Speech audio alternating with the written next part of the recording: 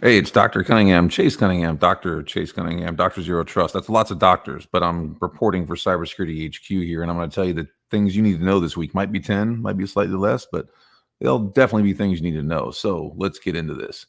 Number one, Cloud Security Alliance has recently published a series of certifications around Zero Trust. There is no vendor BS in this thing. It was created by people that are volunteers. It was created by folks that are not at vendors. It was created by folks that do participate and work with vendors, but this is a nonpartisan, non-shenanigan fest for Zero Trust certification. I happen to be Zero Trust certified as well. So if you got some cert time, go get your ZT certs, and it's legit. I will say you will not regret the time you put into this one. The FCC proposes a 3-year pilot for schools and cyber, 3 years, which seems like a long time, but then again, it's the government, and FCC is also known to take stuff. So the agency will seek public comment on a proposal which explore how the Universal Service Fund can support school and libraries. So 3-year pilot program to study how the agency, the FCC's Universal Service Fund, can help schools and libraries fight threats. The pilot program, which would cost $200 million and is separate from the agency's E-rate program, whatever that is, was approved by a commission. Public comment is being requested on the proposal. It's on the Federal Register once that 30-day period ends. So if you're interested in your kids and you're an American citizen, go look at that and read through it because it's probably applicable.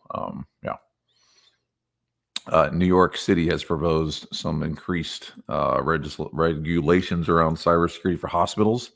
The governor, Kathy Hochul, I think is how you say her name, released a proposed set of regulations that require hospitals to establish new policies, more policies, and procedures to protect themselves from ever-intensifying threats. The state put aside a $500 million fund to help hospitals do this. So at least they put some money aside to help hospitals do this. But if you looked at what New York is doing, they keep coming up with more regulations for more stuff, and just more is not going to actually fix the problem. Yeah.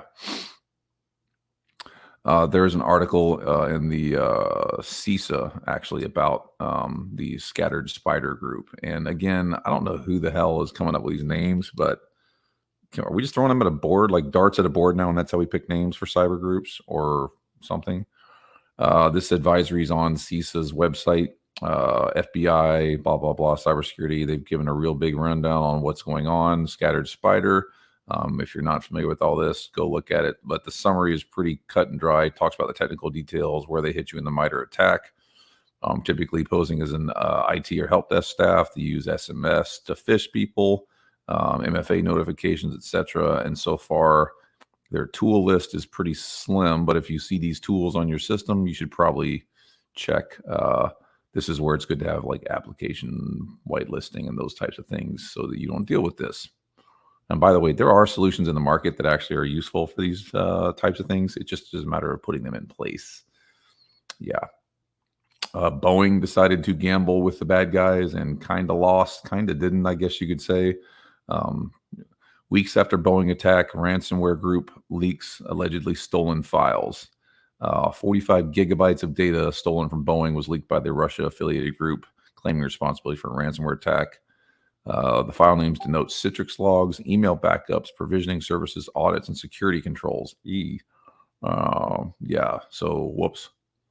There was a screenshot posted by researchers on X, which was Twitter, which now just kind of seems more like pornographic, but that's a whole other story. Yeah, so there's that.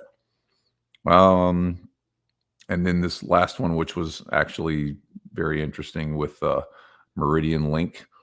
Confirms Cyberattack after ransomware gang claims to report company to the SEC. So pretty funny if you ask me.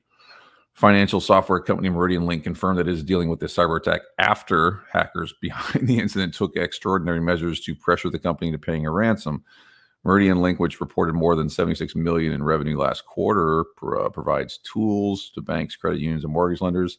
This week, the company was added to the leak site for Alpha 5 Black Cat, a ransomware gang in Russia.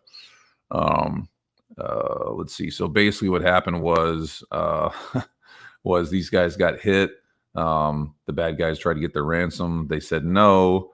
They went and literally reported them to the SEC. So, yeah, funny, but not funny. Yeah. Anyway, that's what you need to know this week. Have a great Thanksgiving if you are celebrating. If you're not, don't, I guess. Other than that, as always, stay smart, stay safe, and stay secure. I'll catch you on the next one.